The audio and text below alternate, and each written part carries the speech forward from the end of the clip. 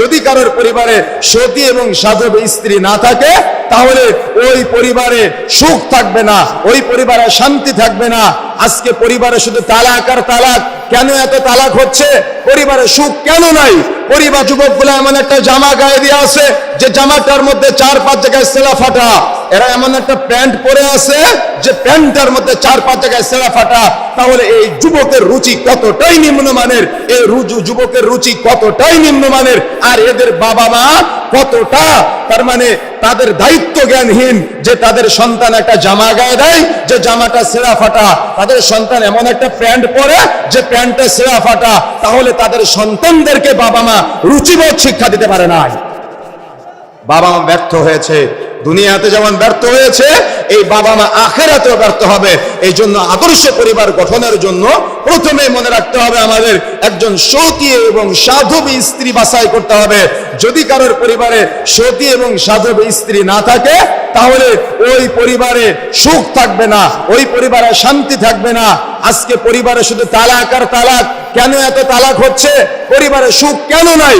পরিবারে শান্তি কেন নাই? কারণ আমাদের পরিবারে আমরা দ্বীনকে প্র্যাকটিস করি না, আমাদের পরিবারে আমরা আল্লাহ রাব্বুল আলামিনের বিধানকে মান্য করি না, আমাদের পরিবারে আমরা রাসূলুল্লাহ সাল্লাল্লাহু আলাইহি সাল্লামের রেখে যাওয়া সুন্নাহগুলো আমরা পালন করি না। খামখেয়ালি সমাজে যা চলতেছে সেগুলোর পিছনে আমরা সময় অতিবাহিত করি।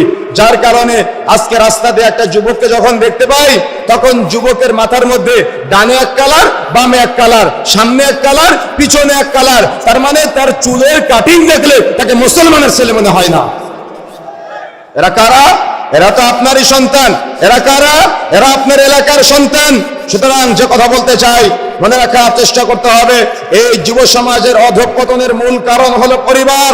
পরিবার যদি তাদের সতর্ক করতে না পারে তাহলে এই পরিবার ব্যর্থ পরিবার। আর এই ব্যর্থতার দায়ভার দুনিয়াতেও নেওয়া লাগবে, আখিরাতেও নিতে হবে। দুনিয়াতে আপনার সন্তান আপনাকে ঘাড় ধাক্কা দিয়ে বাড়ি থেকে বের করে দিয়ে বৃদ্ধাশ্রমে রেখে আসবে, আর আখিরাতে যখন আপনার সন্তানকে জাহান্নামে নেওয়া হবে, মুস্তাদরাক আল হাকিম 2 নম্বর খণ্ডের 126তম পৃষ্ঠার মধ্যে আসছে, তখন আপনার সন্তান আফসোস করবে আর বলবে, হায় আফসোস আল্লাহ, আজকে আমি আমার বাবাকে না নিয়ে, অভিভাবককে না নিয়ে একা একা জাহান্নামে যাব না। আমার বাবার সামনে ফজরের সময় ঘুমিয়েছিলাম, আমার বাবা আমাকে কিছু বলে নাই, আজকে তো আমি আমার বাবাকে না নিয়ে একা একা জাহান্নামে যাব না।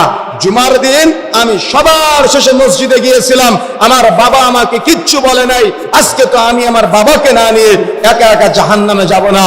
আল্লাহ, আমি আমার বাবার সামনে সিগারেট খেয়েছিলাম, আমার বাবা আমাকে কিছুই বলে নাই, আরে আমার বাবাই তো আমাকে সিগারেট খাওয়া শিখিয়েছে, আজকে তো আমি আমার বাবাকে না নিয়ে একা একা জাহান্নামে যাব না।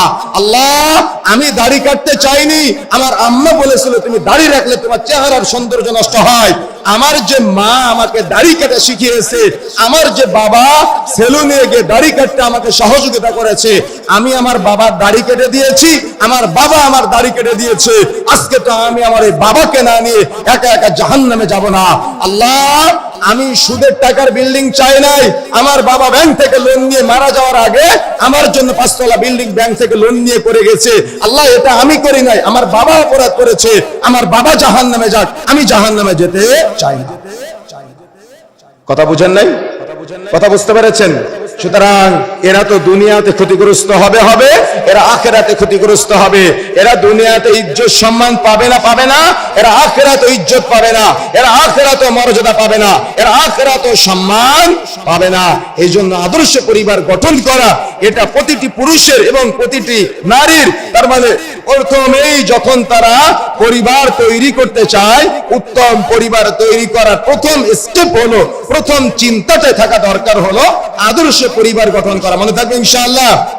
এটা আল্লাহ রাব্বুল আলামিনের নির্দেশ। নিজেরা জাহান্নামের আগুন থেকে বাঁচার সাথে সাথে নিজের সন্তানদেরকে জাহান্নামের আগুন থেকে, নিজের পরিবারকে জাহান্নামের আগুন থেকে বাঁচানোর জন্য চেষ্টা করতে হবে। এই জন্য প্রিয় বন্ধুরা আমার, আমাদের সমাজ ধ্বংস হয়ে যাচ্ছে, আমাদের সমাজগুলো নষ্ট হয়ে যাচ্ছে।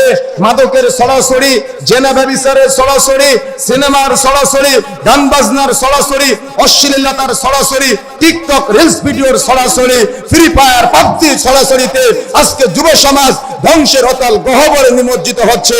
আর মুরব্বীরা যদি এখনই দায়িত্ব গ্রহণ না করে তাহলে এ প্রজন্ম মারা যাওয়ার পরে আগামী ভবিষ্যৎ প্রজন্ম যেটা আসবে এ প্রজন্মের ভবিষ্যৎ হবে অন্ধকার। কথা বুঝেন নাই? স্টেজে কথা বলবেন না, স্টেজে কথা বলবেন না। যে কথা বলতে চাচ্ছিলাম মনে রাখার চেষ্টা করতে হবে আমাদের। তাহলে আগামী প্রজন্ম যারা আসবে, আগামী প্রজন্মকে নিয়ে আমাদের এখনই ভাবতে হবে। যদি আমরা এখনই না ভাবি তাহলে কিন্তু আমাদের পরিবার গঠন করা, আমাদের সমাজকে নিয়ে আগামীতে চিন্তা করা, এটা যারা নৈতিক দায়িত্ব থেকে নিজেকে বাদ করে নিয়েছেন মনে রাখার চেষ্টা করতে হবে। যারা আপনার অধীনস্থ আছে, অধীনস্থদের দায়িত্ব আপনার, আপনি এই দায়িত্ব কোনো প্রকার হাতছাড়া করতে পারেন না, কোনো প্রকার আপনি হাতছাড়া করতে পারেন না।